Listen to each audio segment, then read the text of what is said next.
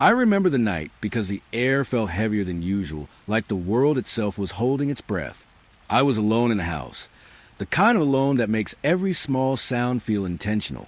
The clock ticked too loudly. The refrigerator hummed like distant machinery buried under floorboards. Outside my window, fog moved slowly across the street, swallowing the streetlights one by one until only pale halos remained.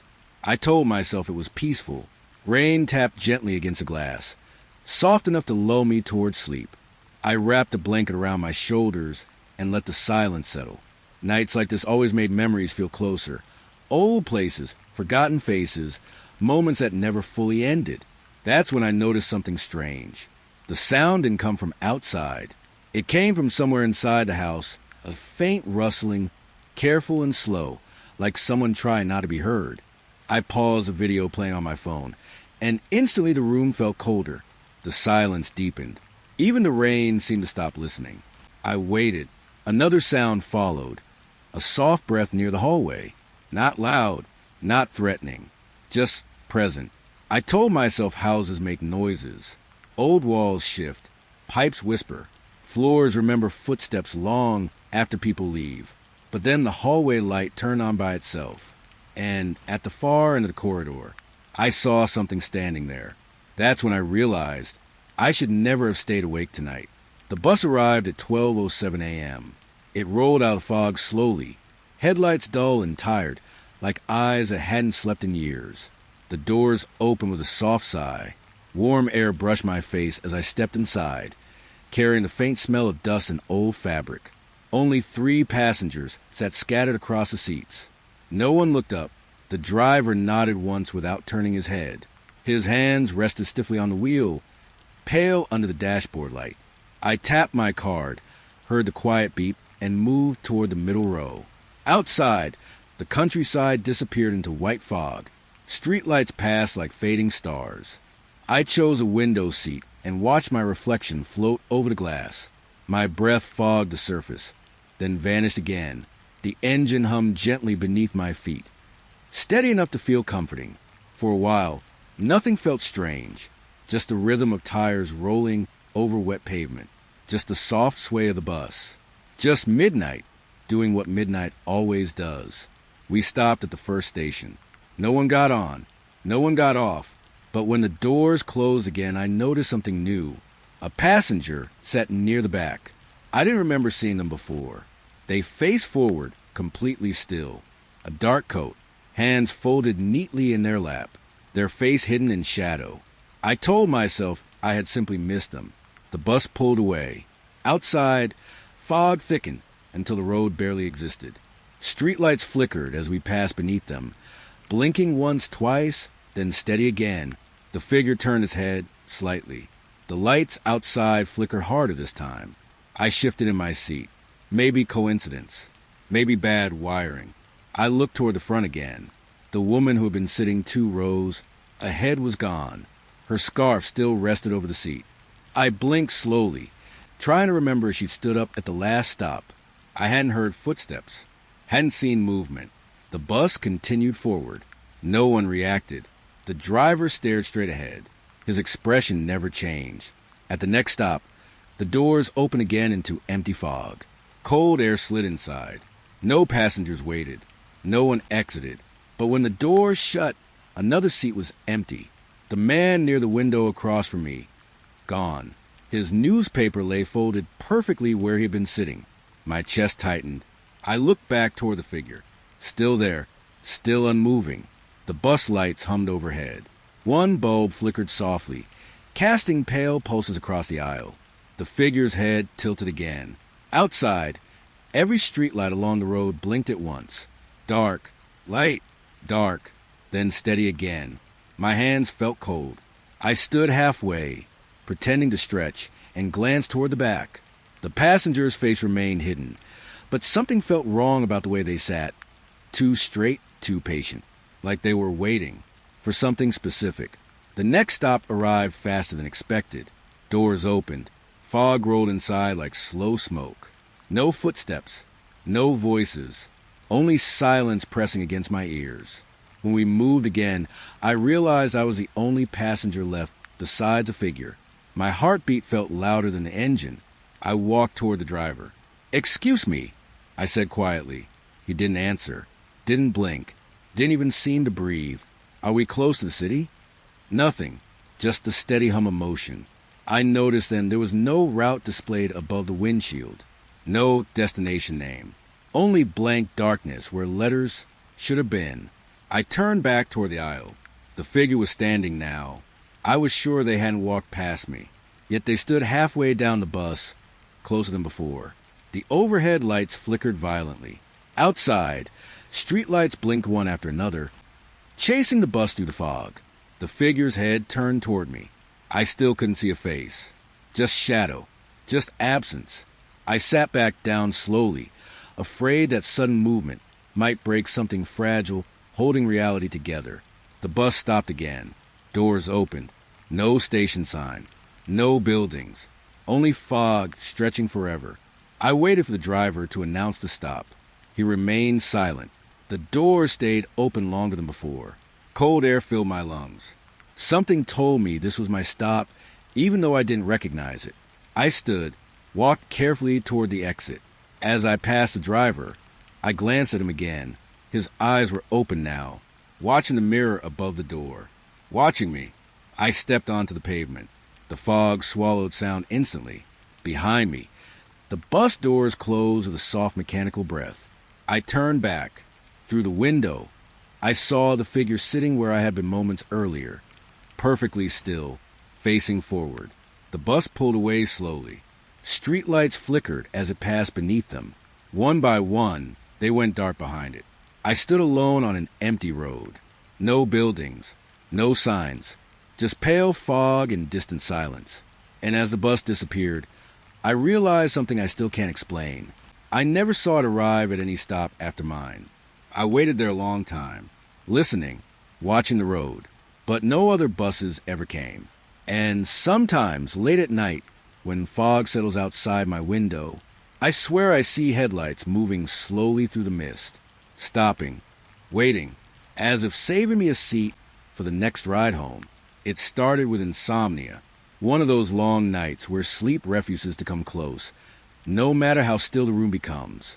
The clock beside my bed read 2:03 a.m., glowing faint red through the darkness.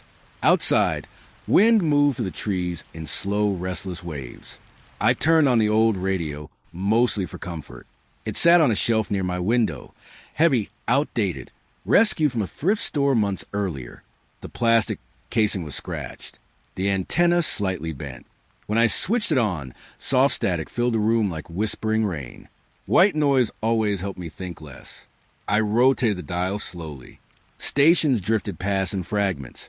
Distant music, half-finished conversations, sudden bursts of silence. The signal faded in and out as if the night itself was breathing. Then the static changed. A voice slipped through. "You're awake tonight." I froze. The words were soft, calm, almost gentle. I leaned closer to the radio. "Hello?" I whispered, unsure why I answered. Static swallowed the sound again. I adjusted the dial carefully, searching for frequency. The voice returned. "You turned the lamp on, didn't you?" My eyes moved toward the corner of the room. The lamp beside my desk glowed faintly. I hadn't realized when I'd switched it on. A cold feeling settled under my skin. I told myself it was coincidence. Late-night talk radio. Someone guessing. The voice continued, fading in and out between waves of static. "You're standing now." I wasn't, but without thinking, I stood. The floor creaked beneath my feet. The radio crackled softly, like approval. Outside, wind picked up. Branches tapped against the glass in uneven rhythm. The air smelled faintly metallic, like rain arriving soon. I turned the dial again. The signal followed me. No matter where I tuned, the voice remained. Calm, patient. "You're looking at the window." I slowly turned my head. Fog pressed against the glass, pale and thick. My reflection stared back, faint and tired. Lightning flashed somewhere far away. A storm was coming. The voice spoke again. "In a moment, the lights will go out." The words barely finished before the room fell into darkness. The power died instantly. The hum of electricity vanished. My house became silent in a way that felt unnatural. No refrigerator, no distant traffic, no neighborhood lights outside. Only wind, only breath, and the radio, still playing. Static filled the darkness, louder now.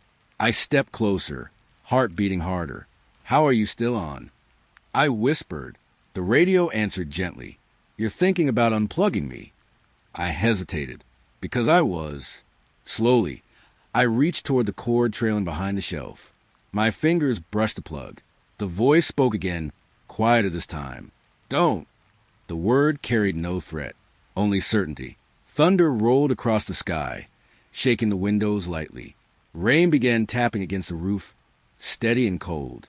The voice continued describing small things before they happened. "You're going to sit down." I sat. "You're afraid now."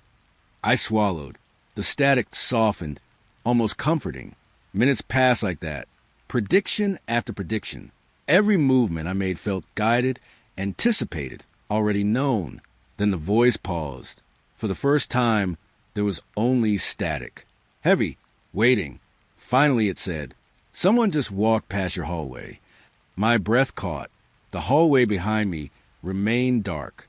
I listened carefully. Nothing. Then a faint shift. Soft footsteps against wood. Slow. Careful. My skin prickled. I didn't turn around. I couldn't. The radio crackled again. "You shouldn't look." The footsteps stopped just outside the room. Silence pressed against my ears. The air felt colder, as if a door had opened somewhere unseen. I stared at the radio instead. Its small red frequency light glowed steadily despite the blackout. "How do you know all this?" I asked. Static swelled. Then the voice returned, softer than before. "Because I'm slightly ahead of you." The words settled heavily in my chest. Ahead of me, not watching, not guessing, experiencing. A loud crash sounded outside, thunder striking close enough to shake the walls. For a moment, the radio signal distorted violently. The voice struggled through layers of noise. "Storm getting worse. You won't have much time." My pulse raced. Time for what? Static surged again. The voice returned one final time. "You're about to turn around." I held still, refusing. Seconds passed. The silence behind me grew unbearable. My body moved anyway. Slowly, against my will. I turned. The hallway was empty, dark, still, but the air felt occupied, like warmth lingering after someone leaves a room. I faced the radio again. The voice whispered, "That's where I lost you." The signal broke. Only static remained. Then even that faded. The radio went silent. Moments later, electricity returned to the house. Lights flickered back on. Appliances hummed awake as if nothing had happened. The radio sat dead. Power switch still on. No sound. I unplugged it that morning and stored it in a closet.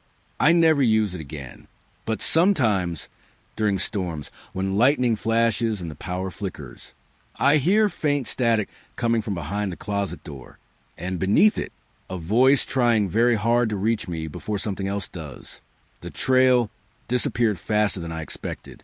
Snow fell gently around me, thick and quiet, covering the forest in soft white silence. Each step sank deep, crunching beneath my boots. Pine trees stretched endlessly in every direction, their branches heavy with frost. I had planned only a short winter hike, just enough to clear my head. But fog rolled to the woods early, swallowing trail markers and bending distance into something unfamiliar. That's when I saw the cabin. It stood between trees like it had always been there. Wooden walls dark with age, smoke rising slowly from a chimney into the pale sky. Relief warmed my chest. Someone lived here. Someone could give directions. I approached carefully. That was when I noticed the snow. Perfect, untouched. No footprints led to the door. None away from it. Only my own trail behind me. I paused, listening. Wind moved softly through branches. Snow drifted from the roof in slow motion. The faint smell of burning would reach me, warm and inviting. The fire inside was real. I convinced myself the owner must have cleared another path earlier. I knocked. No answer. The door opened easily when I pushed it. Warm air wrapped around me immediately. Firelight flickered across wooden walls, filling the cabin with soft orange glow. A fireplace burned steadily, logs crackling as if freshly placed. But no one was inside. A chair rocked gently near the fire, back and forth, back and forth. I stepped inside anyway. The door closed behind me with a quiet click. The silence felt comfortable at first, safe from the cold. My gloves thawed quickly. Snow melted from my coat, dripping onto wooden floorboards. The cabin smelled lived in. Tea leaves, old books, smoke. A kettle rested near the fire, steaming faintly. Someone had been here moments ago. I walked slowly through the room. A small table stood near the window, covered with photographs. I picked one up. My breath stopped. The person in the photo looked like me. Same jacket, same backpack, standing outside this cabin, smiling. Snow fell around them exactly as it did now. I set the photo down carefully. Another picture lay beneath it. Again me, different angle, different day. More photographs followed. Dozens. Every image showed visitors, standing beside the cabin. Some looked frightened, some calm. All unfamiliar faces, except mine appearing again and again across different photos. I felt suddenly watched. The rocking chair stopped moving. The fire cracked loudly behind me. I turned. Nothing. Only flames shifting gently. Outside the window, snowfall thickened, erasing the forest beyond sight. Time passed strangely inside the cabin. The warmth made me sleepy. Too sleepy. I sat near the fire, just to rest for a moment. My eyes closed. When I woke, pale morning light filled the room. The fire was gone. Cold air touched my skin. I stood quickly. The cabin walls were gone. I stood alone in the forest. Snow stretched endlessly around me. No structure, no chimney, no door, only trees and untouched white ground. I spun slowly, searching for signs of the building. There were none, and then I noticed something worse. The snow around me remained perfectly smooth. No footprints, not even my own, as if I had never arrived. The trail back appeared faintly through the trees, and I followed it without stopping. I didn't look back again. But weeks later, after returning home, I developed the photos from my camera. Most pictures showed ordinary forest scenery, except one, at the very end of the roll. A photograph I never remember taking. It shows a small wooden cabin, smoke rising gently into winter air, and standing beside the door, someone watching the trees, waiting for another visitor to arrive. The house belonged to a friend who had left town for 2 weeks. All you have to do is water the plants, they told me. Simple enough. The house sat at the end of a quiet street, surrounded by tall hedges and old trees that blocked most of the outside light. By evening, shadows gathered early inside the rooms. I locked the front door behind me that first night and walked through slowly, learning the sounds of the place. Floorboards creaked politely. Pipes hummed behind the walls. Nothing unusual. Before leaving, my friend had mentioned one thing. The upstairs room stays locked. They didn't explain why. I didn't ask. The key hung on a hook in the kitchen anyway. I noticed it immediately, but I left it there. The first night passed peacefully. Around midnight, I heard pacing above me, slow footsteps crossing the ceiling, back and forth, measured, heavy enough to feel through the floor. I sat upright on the couch, listening carefully. The upstairs was empty. I was certain. I told myself houses settle. With shifts, old buildings breathe. The pacing stopped after a few minutes. Silence returned. The second night, it happened again, this time later. 3:12 a.m. I checked my phone when the footsteps began. Exactly 3:12. The movement sounded clearer now. Heel, toe, heel, toe. Walking from one side of the locked room to the other. I walked halfway up the staircase before stopping. A faint line of pale light glowed beneath the closed upstairs door. Warm, steady. Someone was inside. I stood frozen, listening. The pacing continued just beyond the door. Then it stopped directly on the other side, close enough that I felt noticed. I went back downstairs without knocking. The light vanished moments later. On the third night, I stayed awake intentionally, waiting. The house felt colder. Even the plants seemed still. When the clock reached 3:12 a.m., the upstairs light turned on before the footsteps began. Pacing started immediately. Faster now, restless, then laughter, a child's laughter, soft, brief, echoing through the hallway like it came from far away. My hands trembled. I climbed the stairs slowly. The key waited downstairs, but I hadn't taken it. Still, the door stood inches from me now. Light shone beneath it. I pressed my ear against the wood. Silence. No breathing. No movement. Just warmth radiating through the door. Without thinking, I turned the handle. Unlocked. The room opened easily. Darkness filled the space. No light. No furniture. No person.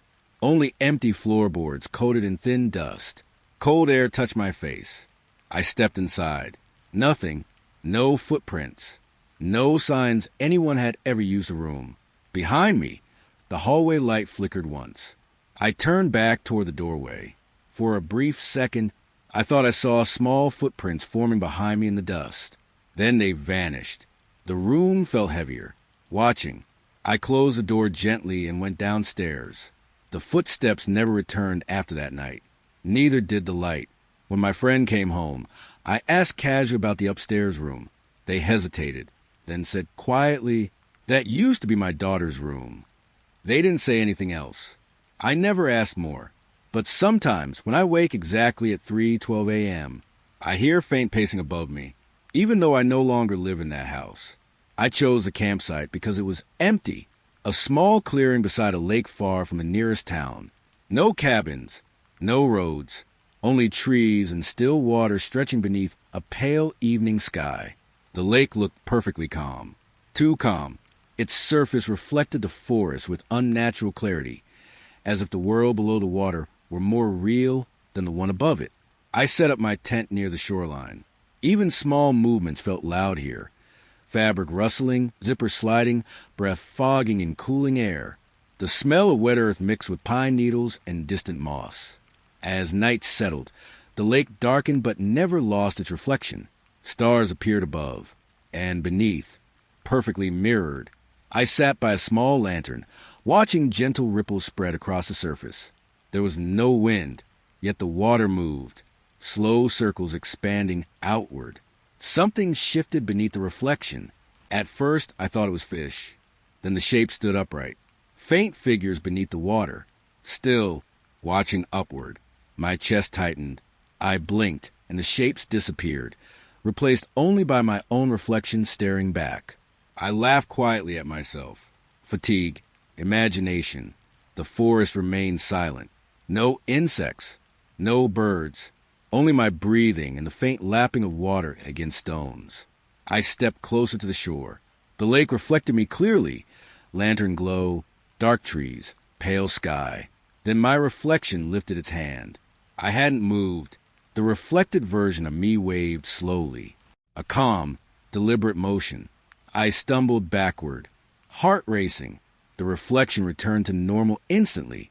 Just me again. Still, unmoving. The lake's surface smooth completely. I packed quickly after that, hands shaking slightly as I folded the tent. Something about the place felt wrong now. Too attentive, too aware. But when I turned toward the trail, the path seemed unfamiliar. Trees looked rearranged, shadows deeper. Every direction felt the same. I walked anyway. Minutes passed, then an hour. I always returned to the shoreline. The lake waited quietly each time. Moonlight spread across the water like pale glass. Ripples formed again without wind. The figures appeared once more beneath the surface. More of them now, standing together, perfectly still, facing me. I stopped resisting, sat near the edge again, watching. The longer I stared, the calmer I felt, as if the lake wanted patience, not fear. My breathing slowed. The world narrowed to water and reflection. Time dissolved. At some point, I noticed dawn light beginning to touch the trees. The sky softened from black to gray. Birds finally began to sing. And suddenly the lake looked ordinary, empty, only water. The strange heaviness lifted. The trail appeared clearly behind me. I left without looking back. But sometimes, When I stand near still water, I feel an odd hesitation before stepping away, like something beneath the surface is waiting, watching carefully, hoping I'll notice first next time. The hotel looked older at night. During the day it felt ordinary. Faded carpets, polite staff, quiet travelers passing through. But after midnight, the building seemed to sink into itself. Hallways stretched longer than I remembered. Lights hummed faintly overhead. I couldn't sleep. Jet lag, maybe, or the strange silence of unfamiliar rooms. At 1:40 a.m., I decided to walk downstairs for coffee. The hallway outside my room was empty. Air conditioning whispered through vents. Somewhere far away, an ice machine rattled and stopped. The elevator waited at the end of the corridor. Doors already open. Inside, yellow light flickered softly. I stepped in and pressed L for lobby. The doors closed with a gentle sigh. The elevator began moving. Then the lights went out. Total darkness swallowed the small space. The hum of motion continued beneath my feet, but slower now, heavier, like the elevator was descending deeper than expected. Emergency lights flickered on. Dim red glow filled the cabin. I noticed a button I hadn't seen before. Below the numbered floors sat a small circle marked only with a dash. No number, no label. My hand brushed it accidentally as I steadied myself. The button lit up.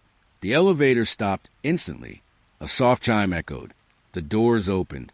A hallway stretched beyond. Unfinished, gray concrete walls fading into shadow. No decorations. No carpet.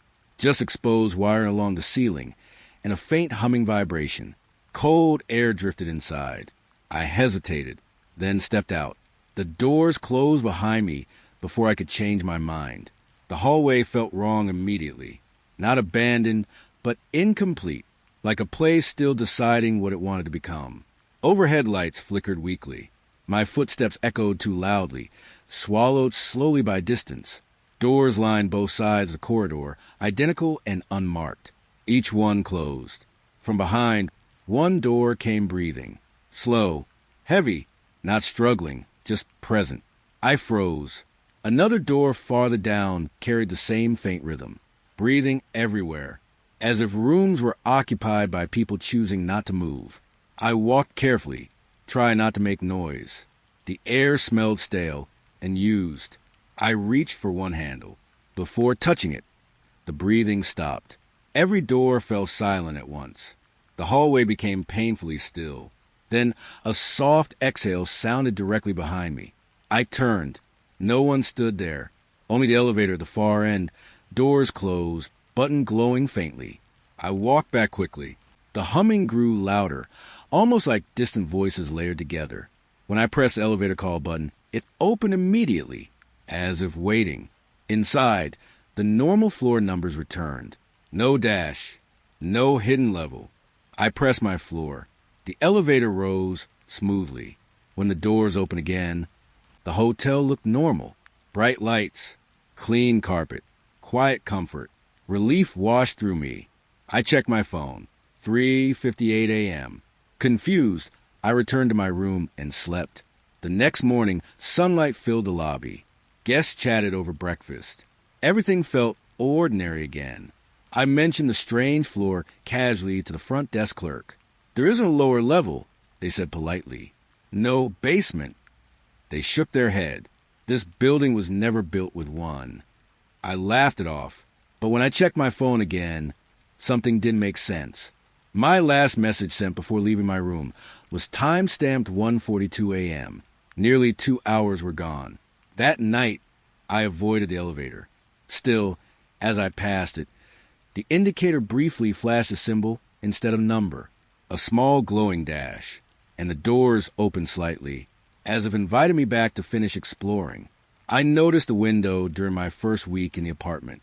Across the street, 3 floors up, one unit remained lit every night, a pale yellow glow behind thin curtains that never fully closed. At first, I didn't think much of it. Cities stay awake. People work late. But weeks passed, and the light never turned off. Not once. I began watching without meaning to. Late evenings with tea near my window became routine. Traffic faded after midnight, leaving the street quiet except for distant engines and rustling leaves. And always that window. A figure stood there, perfectly still, facing the road. I couldn't make out details. Just a silhouette against steady light. They never sat, never moved, only watched. One night, out of awkward politeness, I raised my hand and waved. The figure didn't react. I felt embarrassed immediately and closed my curtains. Hours later, while preparing for bed, I glanced outside again.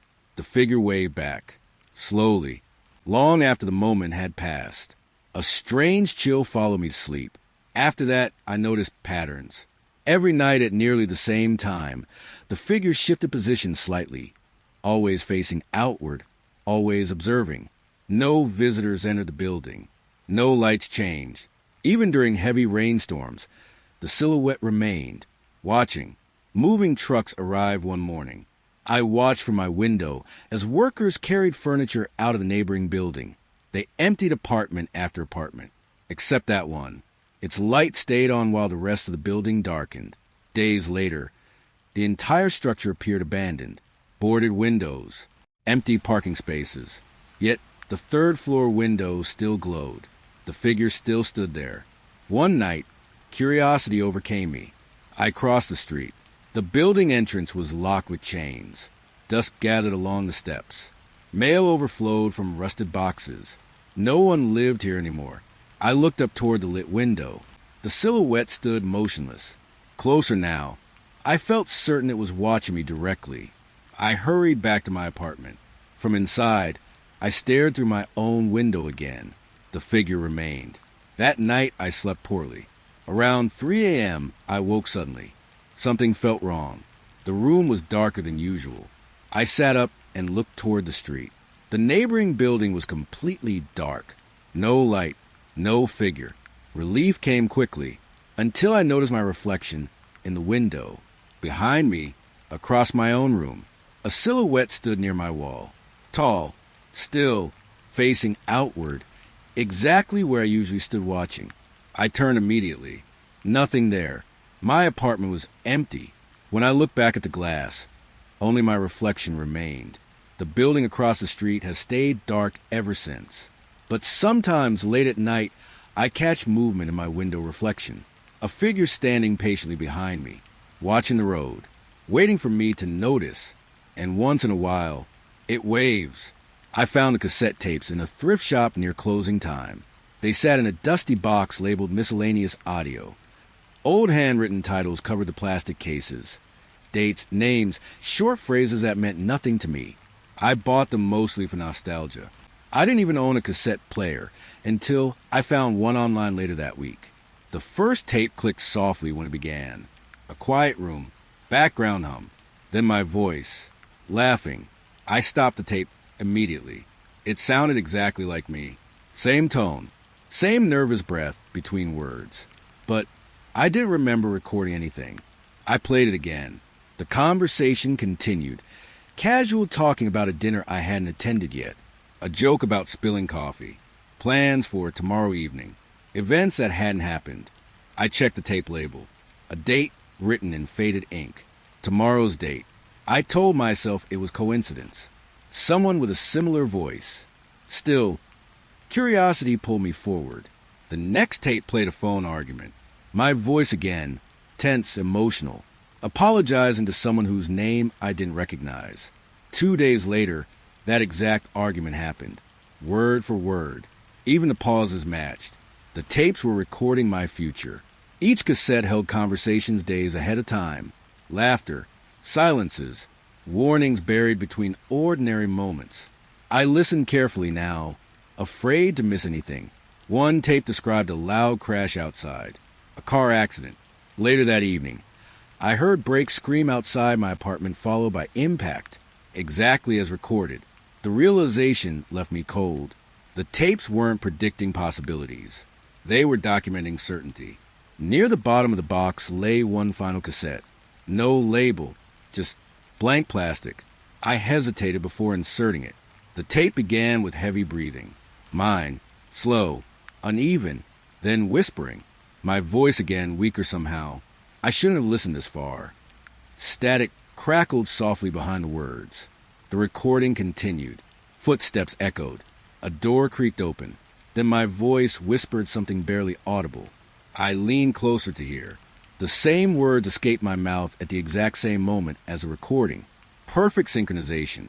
I ripped the tape out of the player. Silence flooded the room. I never played another cassette. I packed them away, sealed inside a drawer. But sometimes, late at night, I hear faint clicking from inside it, like a tape rewinding itself, preparing the next recording, waiting for tomorrow to arrive again. The fog appeared without warning. One moment the highway stretched clear beneath my headlights.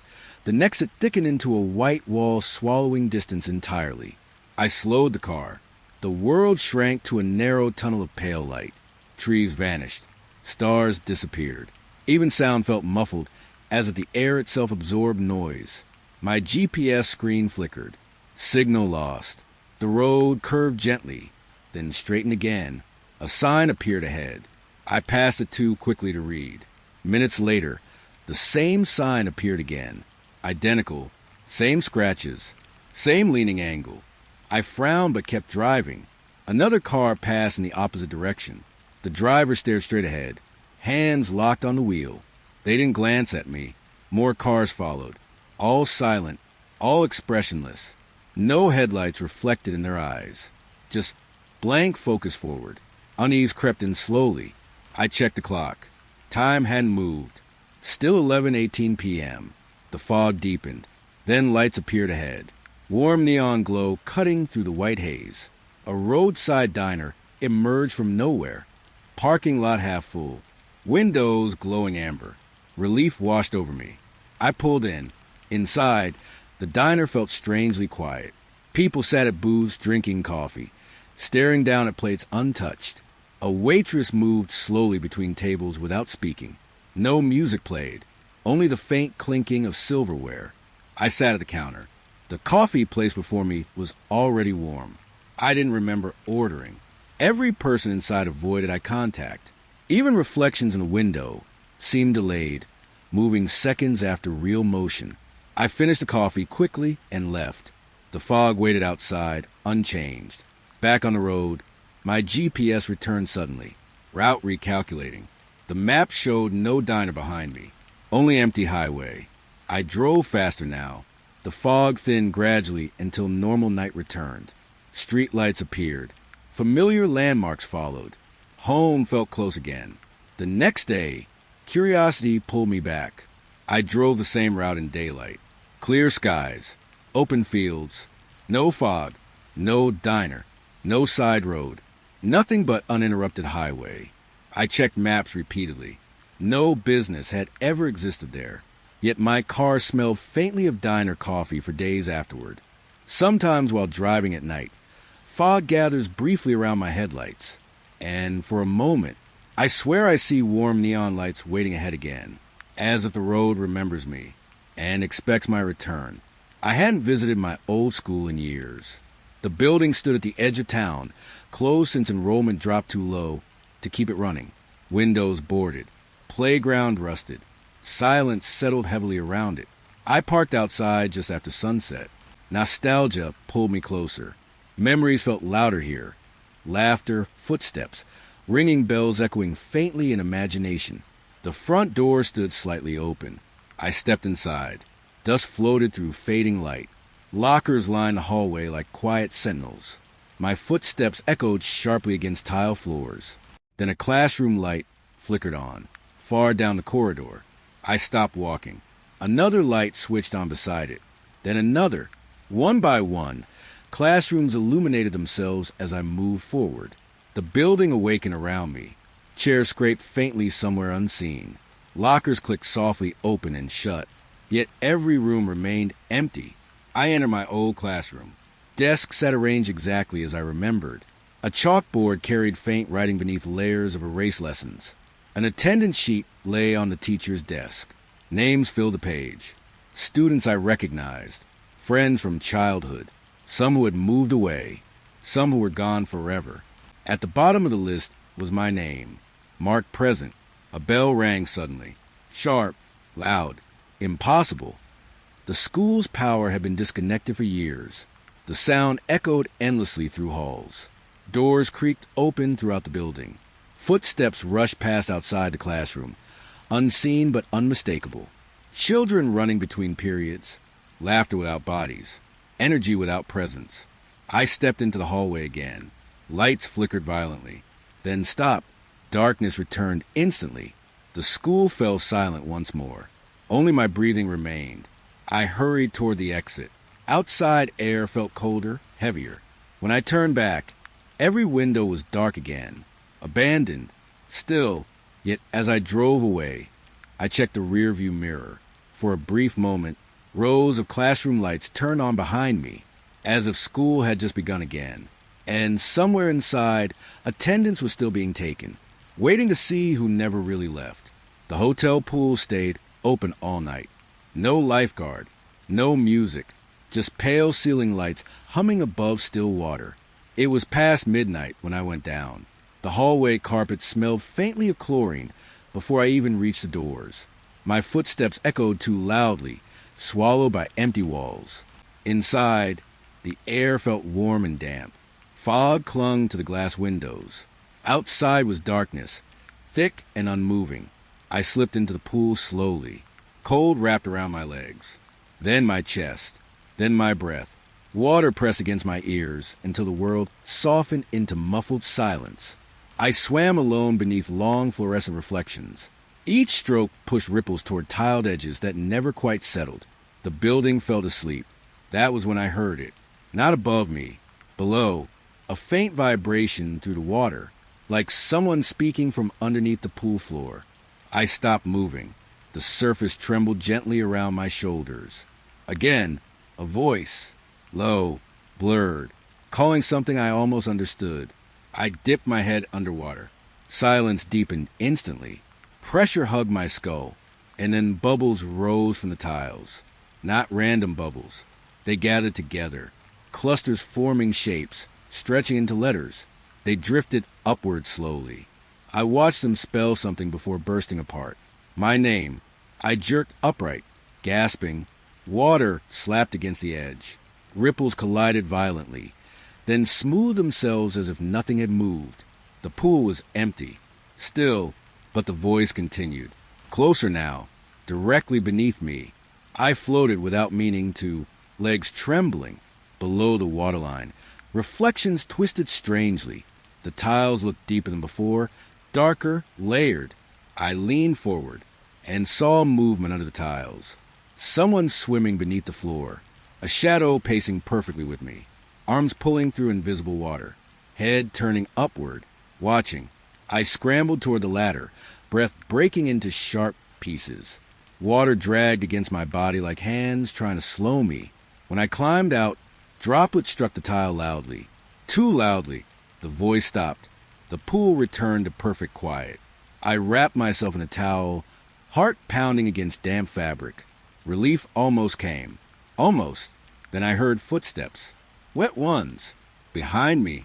Soft, patient dripping. I turned. No one stood there, but the tiles darkened one by one. Footprints forming, leading away from the pool. Following me, I walked faster. The dripping kept pace. Out the doors. Down the hallway.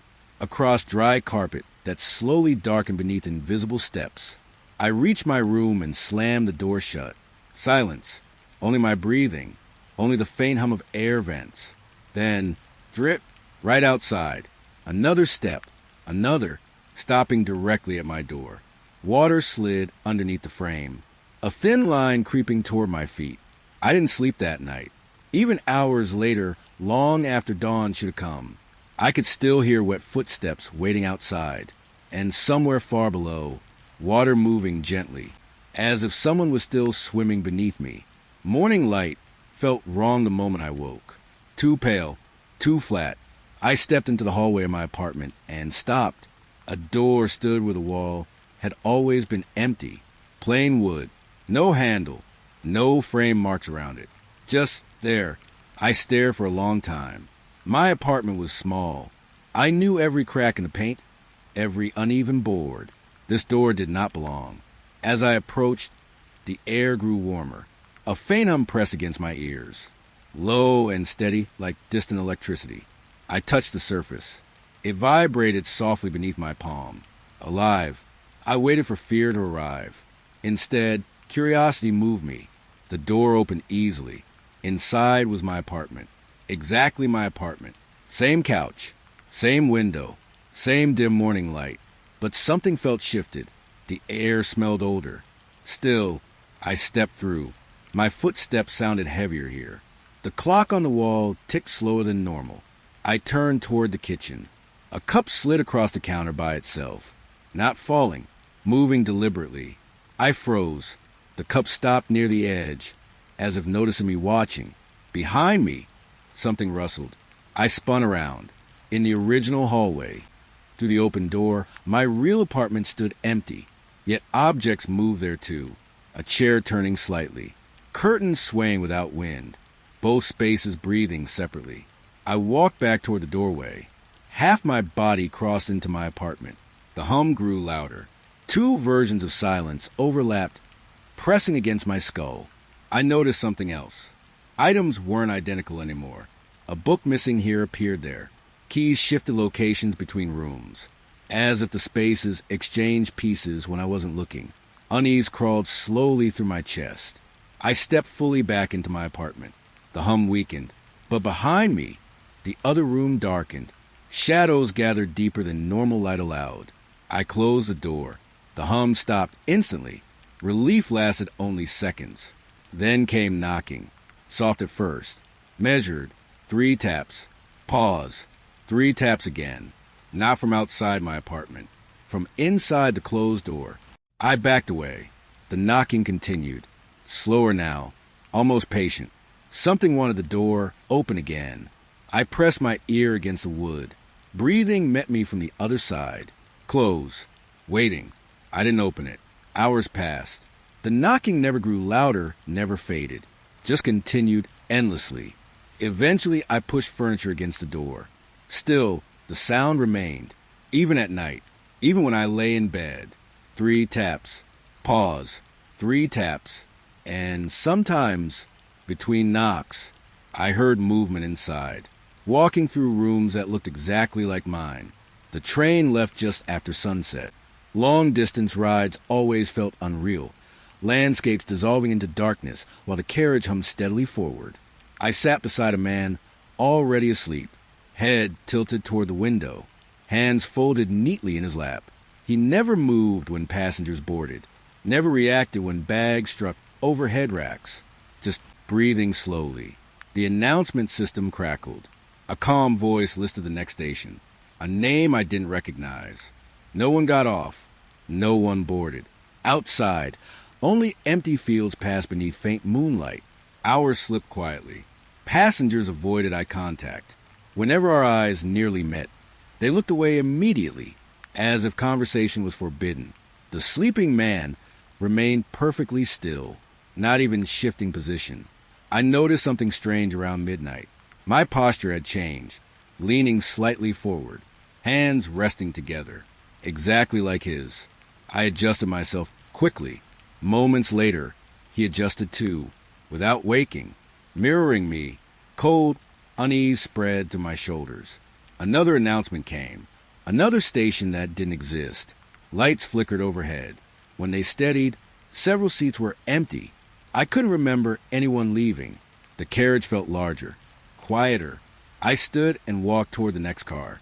Doors slid open automatically. Empty seats. Abandoned bags. A faint smell of coal metal. No conductor. No staff. Just motion and endless track noise. I returned to my seat. The man's breathing matched mine now. Inhale. Exhale. Perfectly synchronized. I turned away, refusing to watch him. Outside, darkness pressed against the windows like deep water. Time blurred. Eventually the announcement declared arrival. Final stop. The train slowed. Brakes whispered beneath the floor. I looked around. Every seat was empty. Only me and him. The doors opened.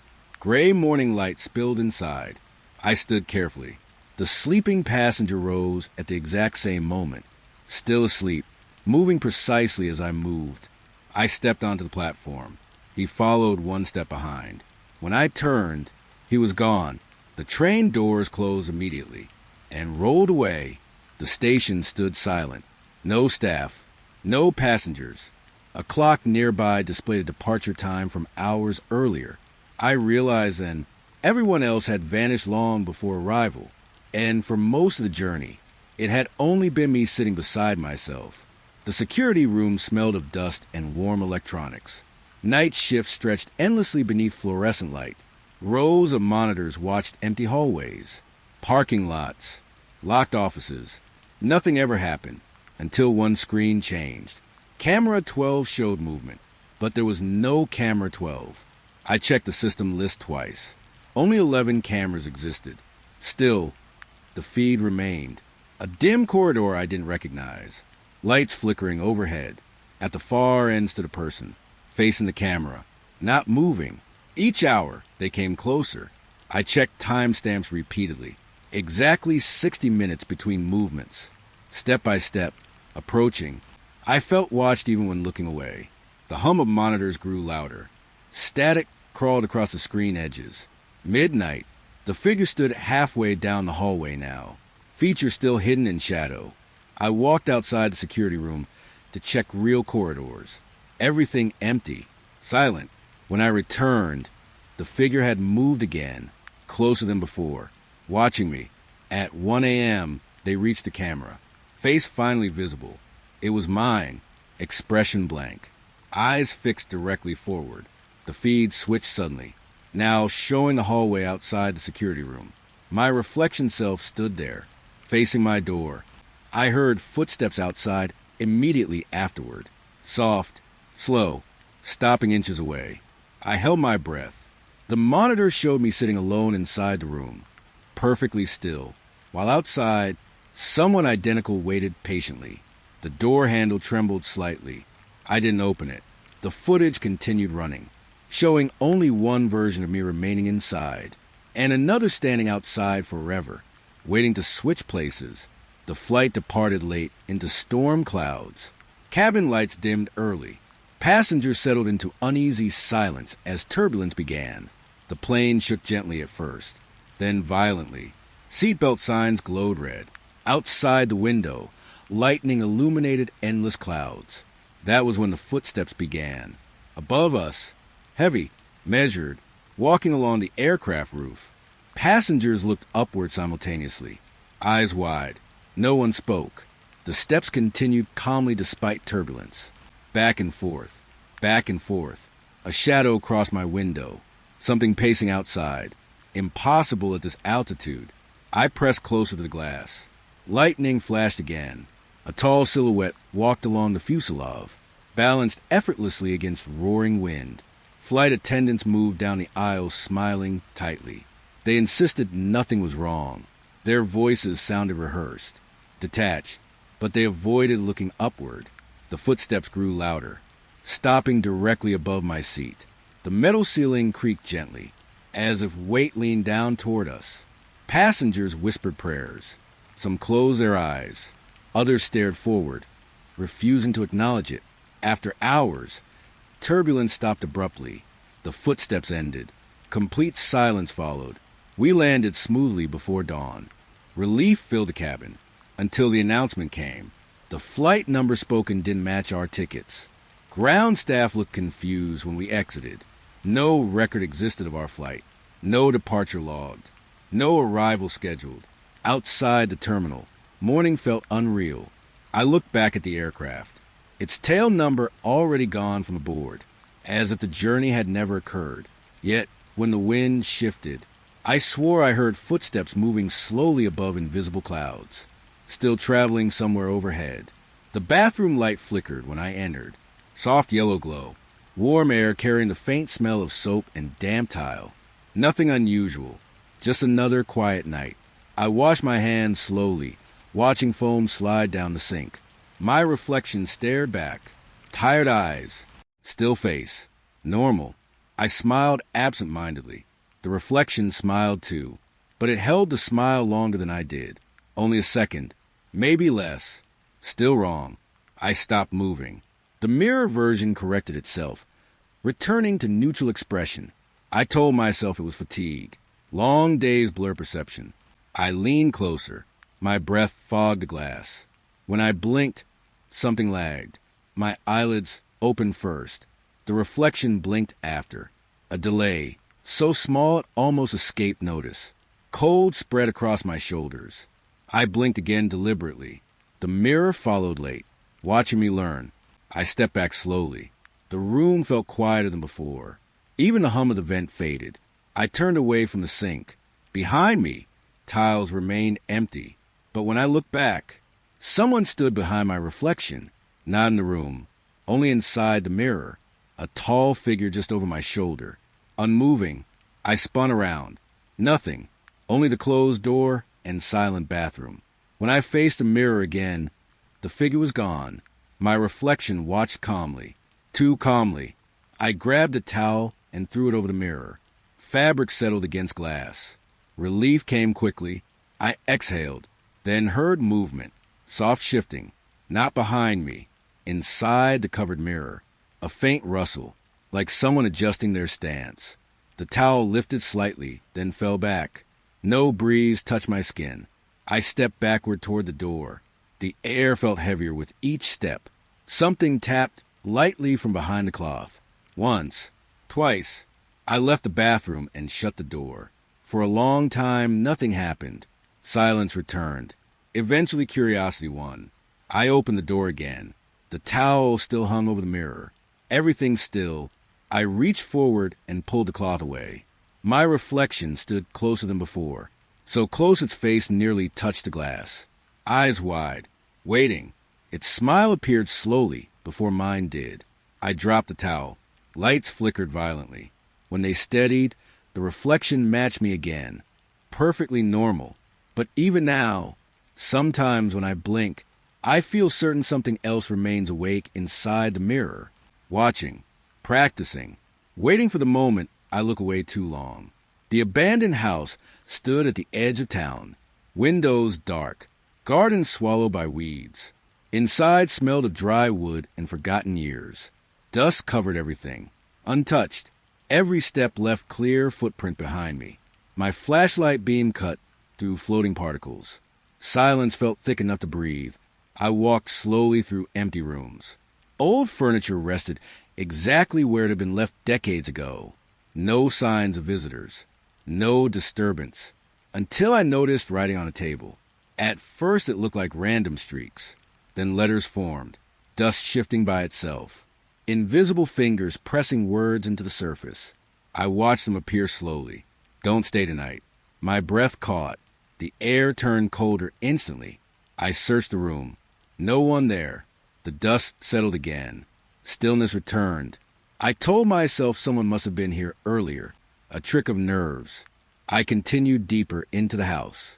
More messages appeared. On walls. On windows. Across the floor. Leave. Not safe. Please go. Each letter formed gradually while I watched, as if something moved just beyond sight. My flashlight trembled.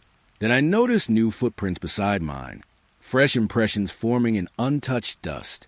Step by step, walking alongside me, matching my pace. I stopped. The second set stopped. I turned quickly. Only my own trail stretched behind me. But when I walked again, the extra footprints returned. Closer this time, almost touching mine. Unease settled heavily in my chest. Night arrived faster than expected. Darkness swallowed the windows. I decided to stay. Just one night. Curiosity outweighed fear. I slept in the living room beneath layers of dust and silence. Dreams felt crowded. Whispers brushing past my ears. Morning light finally seeped through broken curtains. The house looked peaceful again. Messages gone. Walls clean. Only dust remained. Then I noticed something on the floor near where I slept. A final message written clearly. Fresh. You didn't listen. The handwriting looked familiar. I compared it to notes in my pocket notebook. The curves matched perfectly. Every letter identical to my own writing. The footprints beside mine also ended exactly where I stood, as if I had walked beside myself all night. I left quickly, but even outside, I felt regret follow like lingering dust on my skin. I entered the neighborhood just after midnight. Streetlights glowed soft orange against empty sidewalks. Houses stood quiet, curtains drawn, peaceful, almost staged. My phone showed 2:17 a.m. Every clock I passed showed the same time. None moving. A man watered his lawn slowly. Water flowed endlessly without overflowing. A woman walked her dog in perfect circles. Neither acknowledged me. Their movements repeated precisely each time I looked again. The air carried no wind, no distant traffic, only steady stillness. I walked toward the exit road. After several minutes, the same streetlight appeared again. Same mailbox, same parked car. I had returned without turning around.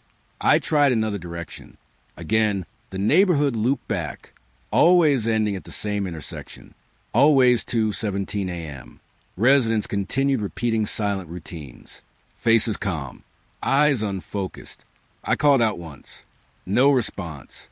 It felt like walking through memory rather than reality. Panic rose slowly.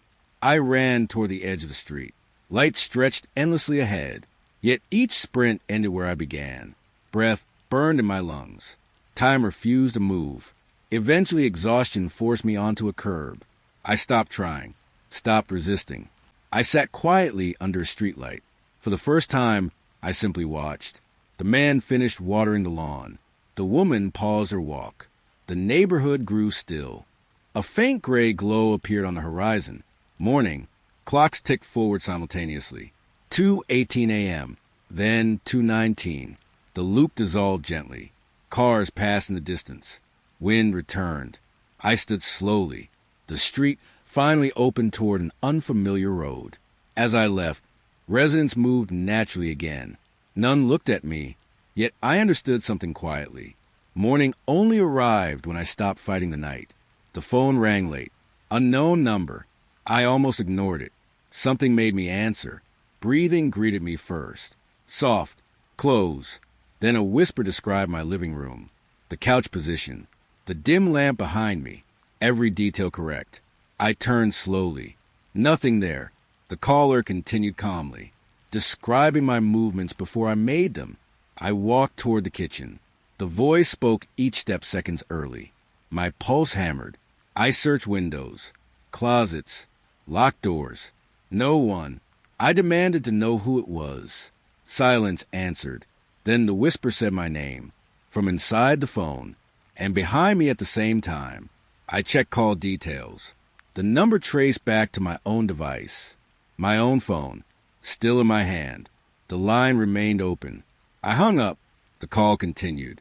No screen active. Yet, breathing filled the room. I powered the phone off. The whisper kept speaking, matching my movements perfectly, describing actions I hadn't decided yet. I placed the phone on the table, stepped away. The voice lowered, almost comforting now, as if guiding me through my own home. Eventually it stopped talking, but the call never disconnected. Even hours later, the line stayed open, waiting, listening.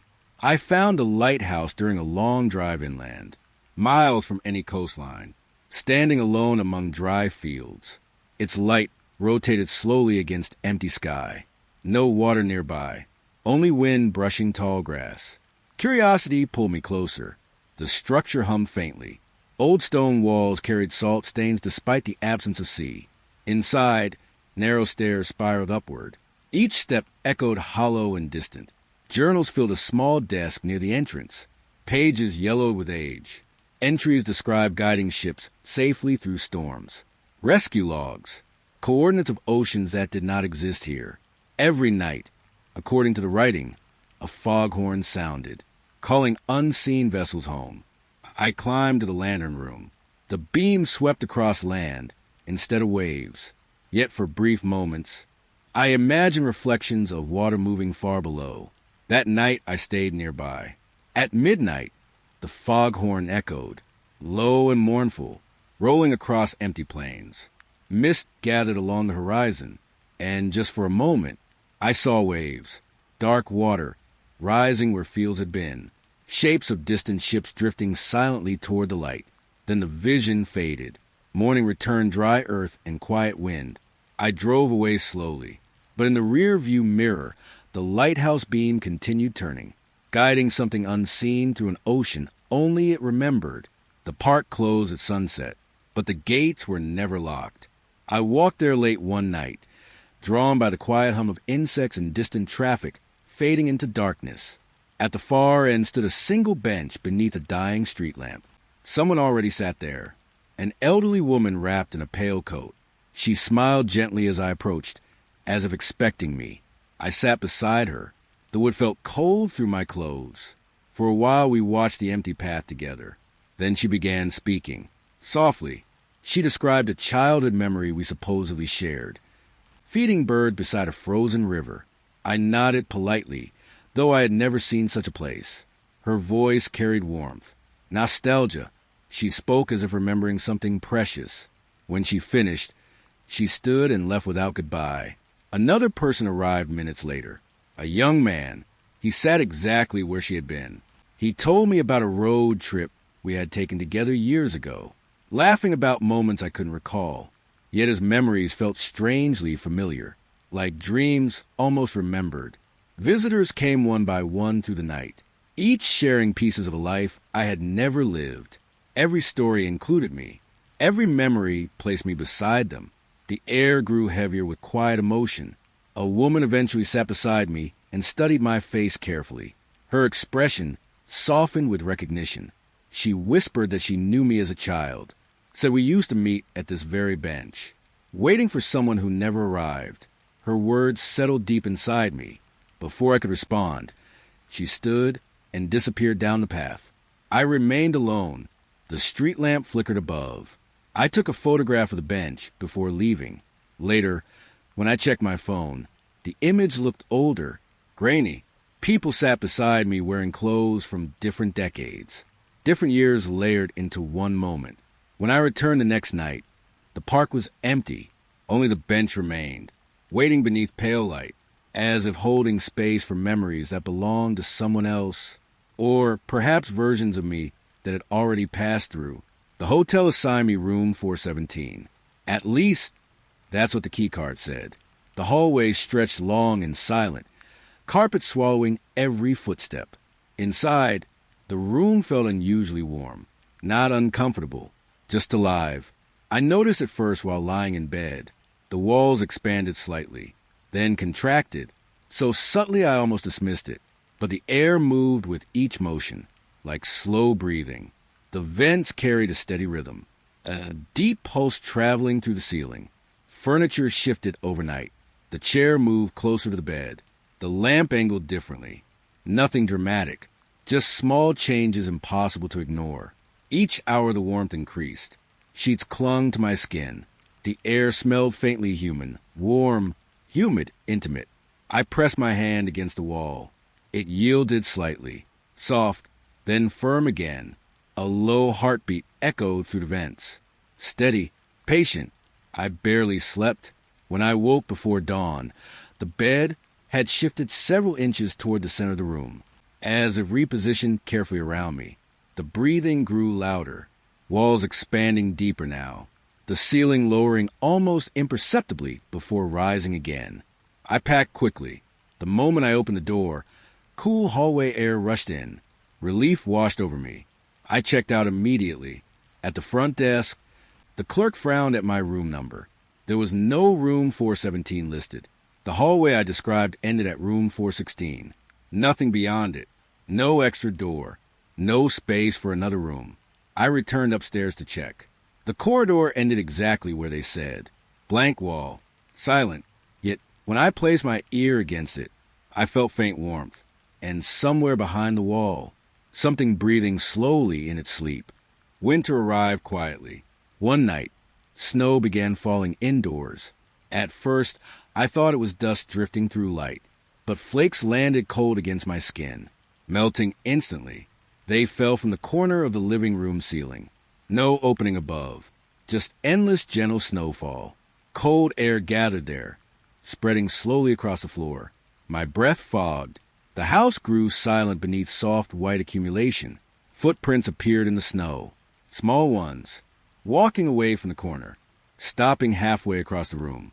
No owner, only impressions. Memories surface without warning. Childhood winters, laughter outside old homes. Voices I hadn't heard in years fill the air gently. The snowfall felt familiar, comforting. I sat watching flakes drift downward. Time slowed. The room transformed into something softer, kinder. Eventually sleep found me on the couch. Morning sunlight melted most of the snow instantly. Carpet dry, furniture untouched. Only one thing remained. A single frozen footprint near the center of the room, perfectly preserved, cold radiating faintly from it. I touched the ice carefully. A memory rushed back, standing there long ago as a child, waiting for someone who never returned inside. The footprint stayed frozen all day, even as warmth returned to the house, even as everything else moved forward. The hospital waiting room was nearly empty when I arrived after midnight. Fluorescent lights buzzed overhead. Rows of chairs faced a silent reception desk. No staff, no movement, only distant announcements echoing through unseen hallways. Several people sat scattered around the room, perfectly still, hands folded, eyes forward. No one spoke. A name echoed through the speakers. Someone stood calmly and walked down a corridor. Another announcement followed minutes later. Another person rose. Each name sounded older somehow, familiar yet distant. Hours passed without clocks moving. I noticed some chairs remained occupied long after announcements called their names again. No one reacted. They simply waited, peacefully. The air felt heavy with acceptance. Eventually, an announcement called a name I recognized from long ago. Someone already gone from this world.